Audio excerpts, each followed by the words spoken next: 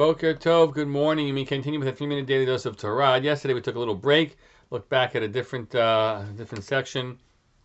Here I want to have us pick up where we had left off with Yaakov standing before Pharaoh, and Pharaoh asking him, just how old are you? Kama yimei shnei chayecha. To which Yaakov responds, Vayom Yaakov Pharaoh, yimei shnei megurai, the days of the years of my sojourning were shloshim ma'at shana, 130 years. That's how old I am. Ma'at v'ra'im. Now he goes on, having answered the question, how old are you? He goes on to say the following. Ma'at v'ra'im hayu yimei shnei chayai. Few, relatively, and bad were the days of the years of my sojourning. And they have not reached the days of the years of the lives of my parents, which presumably is both Avraham, Yitzchak, and Avraham, bimei megurehem, in the days of their sojourning. You read this and you wonder, what does he go on to talk to Pharaoh about? He tells him how old he is, and he asks him how old he is, he tells him how old he is, and then he goes on to say that, I haven't reached their time, and this Ma'at V'ra'im reference, what is happening there? So the Ramban basically says, first he asks the question, Yadati Tamazakein Avinu, Ma Musar Hu Shitonein El HaMelech. I don't understand what virtue is that he should complain to the king about his life. Why should he say that he didn't reach the same years of his parents? He's not dead yet. He's got more life to him.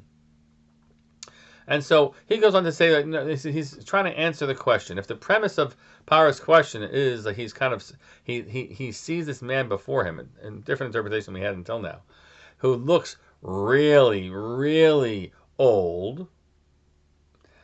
And so he says, just how old are you? Because he looks so old.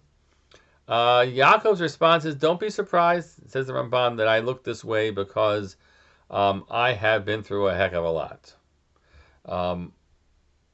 They were few compared to his father, who lived longer, but because they were bad they were ra'im, due to the toil and the groaning, agedness was cast upon him, and he appeared very old. That's what he was trying to say. I look this way because my life was really rough. Says the Midrash, that we should understand, however much he's offering explanation, it's not a good way to be. There's something wrong for someone who is a recipient of God's blessings, even with great difficulties that are also present in his life, to stand before the Pharaoh and to come across as complaining. And the Midrash says it in a simple way.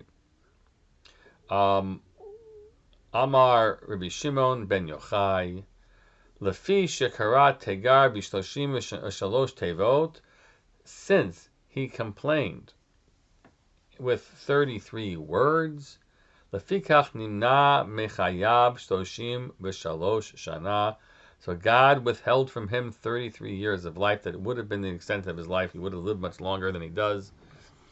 That's a response on God's part. You shouldn't have done that, Yaakov. And it's an interesting reflection for us when we think about our troubles. We are certainly permitted to be honest with ourselves about what's good and what's hard in our lives. But there's a separate question about whether we publicly complain about them to the world or to the Pharaoh, right? There's a certain place for us to have our reflection and our coming to terms with our challenges, but a different thing to choose to stand up and declare it out loud, right, and not in the quiet and tender interactions that we might have. Just something to really take to heart, I hope, and think about us, about our own situations and our own issues, and where who it is we share with and who it is perhaps we don't share with. It doesn't mean that we are in denial. It just means that it might not be the right context for all that's in our heart. Some food to think about, folks. Wishing you a very good day.